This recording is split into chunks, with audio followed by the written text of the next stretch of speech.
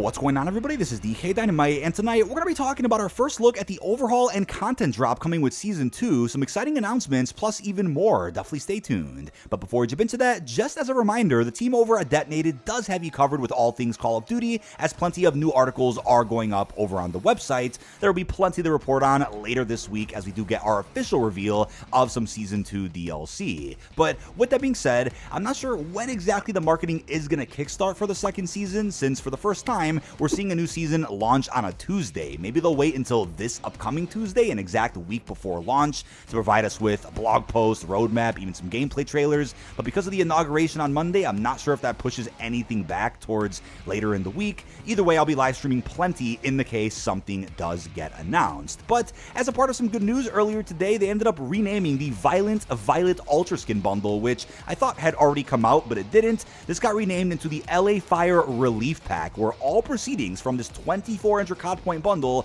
are going towards the efforts in California to put out those tragic fires. It's been a devastating situation to look at, as I've talked about recently on the podcast, and obviously there are plenty of folks that work at these studios that were affected by these fires, let alone the thousands of other people who've unfortunately lost their home. But even if you guys aren't too fond of bundles, this is still a great cause to contribute to, in the case you guys have some spare COD points. Just to remind you as well, it looks like since some of the last few skins that we had yet to see for Season 1 have now come out, it looks like there really aren't any other bundles left for those interested. There is one skin for Rosie that I think has yet to release, but all the other big ones like Dead Ops Arcade and Violent Violet, as well as the Road Reaper, have all since released. With that out the way though, as of later this week, we're going to be seeing the conclusion of the Quad XP event that's been live since January the 15th, but about 5 days from now, so towards the end of the week, we're going to be seeing the end of the Squid Game event. It's unclear what that means for the event pass rewards. Will some of them be available to unlock through the armory?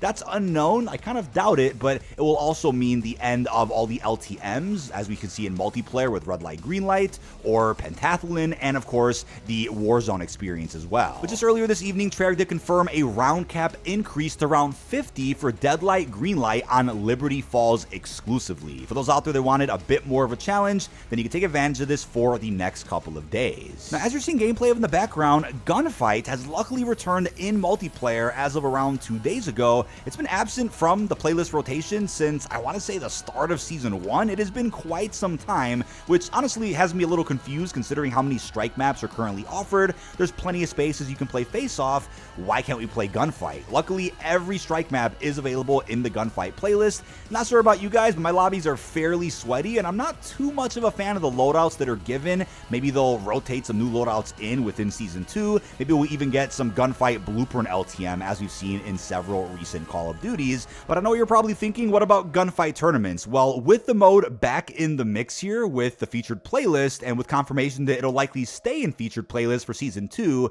I think they're probably going to pave the way for some replayability with Gunfight as far as some competitive brackets go, and likely some Blueprint milestone unlocks, maybe even better rewards than what we got in Cold War. I'm just a completionist and love going for those sweaty wins, so hopefully you end up seeing an experience like Gunfight tournaments within Black Ops 6 at some point. But apart from Gunfight that has returned, Treyarch recently confirmed in a blog post the following playlist updates as we get towards the end of January. They're going to be expanding on the number of featured playlist slots, which is good so that some playlists don't have to get rotated out in favor of some other ones. They're also bringing Gunfight back to featured playlist. It's in there right now, and it'll probably stay there for the remainder of the cycle, to be honest. But they're also going to be keeping Stakeout 24/7 in featured or quick play playlist. So there should always be an option to jump into that experience if you want. And lastly, they do plan on introducing a small maps mosh pit, which is really important for those camo grinders, which is going to end up dropping shortly after the season launch, so we could assume at some point in February. The blog post I'm referring to also went into great detail about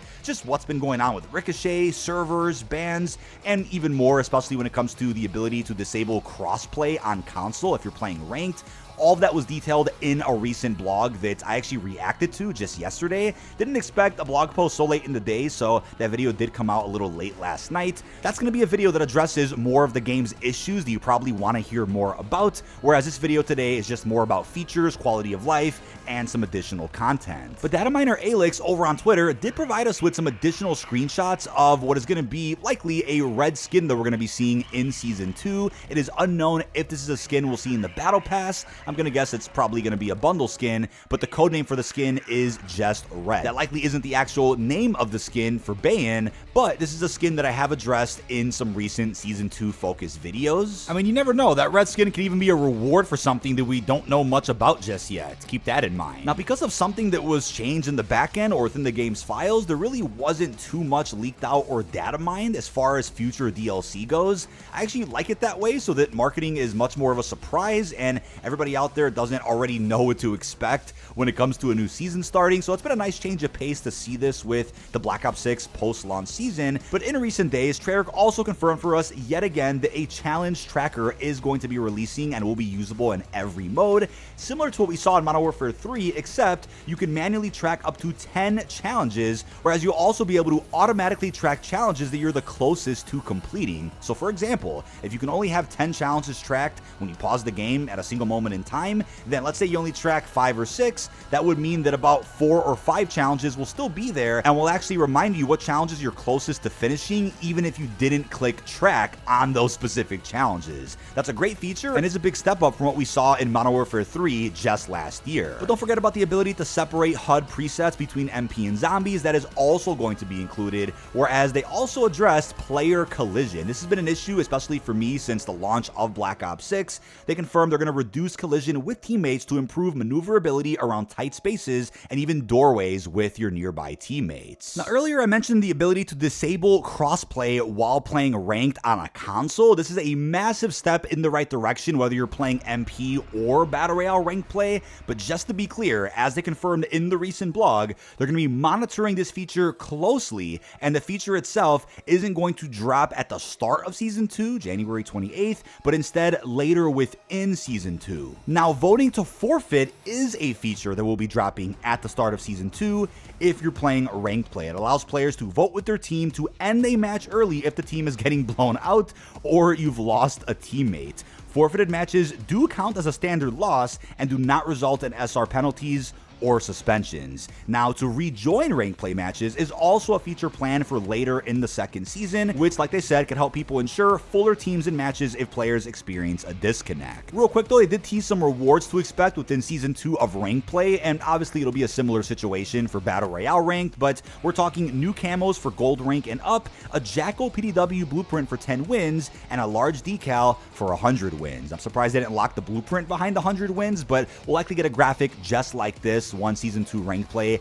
is revealed within an upcoming blog post. I'll keep you guys posted on additional rewards, whether it's for events or of course other modes that do offer some unlocks. Now, considering how much information Treyarch just revealed a couple of days ago for some Season 2 quality of life, I'm gonna guess patch notes for the second season will likely also end up dropping earlier than usual. Instead of the morning of launch with the season, I think we'll probably end up getting patch notes a few days before that, if not sooner. But taking a look at what's on the Trello board for Black Ops 6, some of these features could get addressed through a hotfix or a surprise title update before January 28th. In the case, I'll keep you guys in the loop. But of course, some of the items listed here in the Trello board are also mentioned in this recent blog post. Obviously, my last video going over this blog was more so focused on, like I said earlier, Ricochet, servers, bans, crossplay, whereas this video is more tailored towards the actual content and quality of life. But when it comes to Black Ops 6 exclusively in multiplayer, they've confirmed a weapon balance pass, bullet penetration updates, further reducing of weapon motion when jumping, sliding, and diving with the dexterity perk equipped,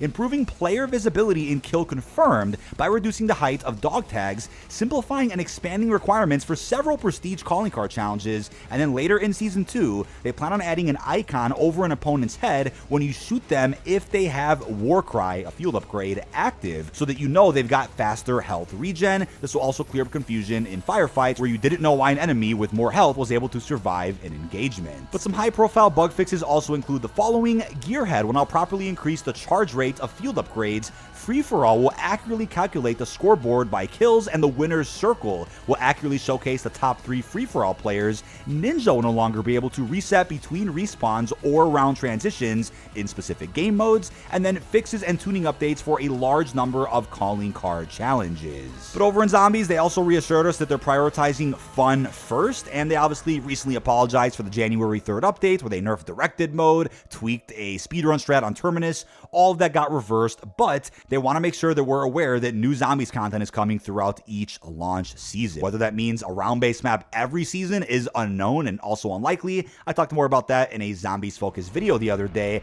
but in addition to challenge tracking and per-mode HUD preset settings, they also confirmed co-op pause, where in matches, if everyone is in the same party, then that means the host should be able to pause the game, a feature that we saw in both Black Ops 4 and even Cold War. The AFK kick loadout recovery is also something that I don't believe I mentioned earlier this week, but they said if a player is kicked for going AFK in a co-op game, they'll now have their loadout, essence, and salvage restored when rejoining. This is massive and I think a great step in the right direction, especially when you consider the online-only requirement that Call of Duty now has. So consider this an early sneak peek of some patch notes that we're going to likely end up seeing in the next couple of days. That was, of course, Black Ops 6 exclusively. We'll talk more about Warzone in a separate video and, of course, on stream later this week. But that is about it. This has been dkdynamite. Leave our thoughts down below in the comment section. What are your thoughts on the return of Gunfight? How are you feeling about the brand new updates we discussed earlier in this video, and even the big overhaul that we're getting in both multiplayer and zombies? Really hope you've enjoyed, and peace out, everybody.